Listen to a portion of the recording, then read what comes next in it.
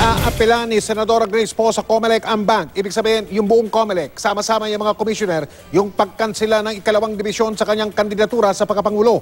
Nagpapasalamat pa rin si Poe dahil kahit papano, isa sa mga commissioner ng unang dibisyon ang pumabor sa kanya. Nakatutok si Julio Segovia.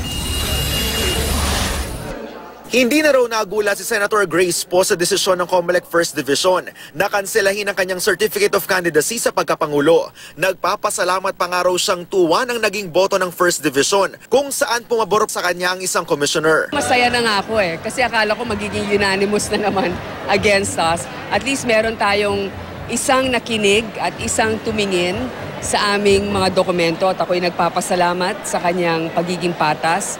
Noong isang linggo, sa botong 3-0, dinisqualify ng COMELEC Second Division si Poe dahil hindi umano niya naabot ang 10 taong residency sa bansa na requirement sa mga tumatakbo sa pagkapangulo. Ito rin ang batayan ngayon ng COMELEC First Division sa pagkansela ng kanyang COC. Ayon pa sa desisyon, hindi maituturing na natural-born Filipino si Poe dahil hindi kilala ang kanyang mga magulang.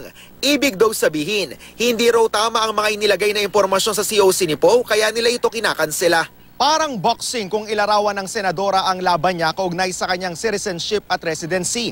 Kinatigan daw sila nung una ng Senate Electoral Tribunal pero talo naman sa parehong division ng COMELEC. Hindi po ako nababahala o natatakot sa kanila sapagkat para sa akin nga po, mas malaking hamon ang tumakbo kesa sa hindi man lang sumubok.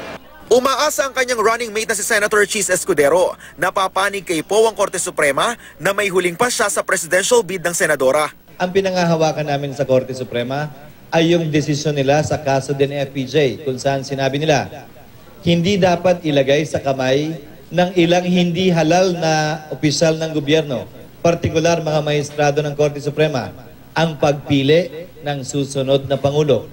Ayon sa kasong yon, sabi ng Korte Suprema, ang pagpapasyang yan dapat binibigay sa kamay at dapat nasa kamay ng sambayan ng Pilipino. Iaapela raw ng kampo ni Poe sa COMELEC Anbank ang mga desisyon ng COMELEC First and Second Division. Julio Segovia, Nakatutok, 24 Oras.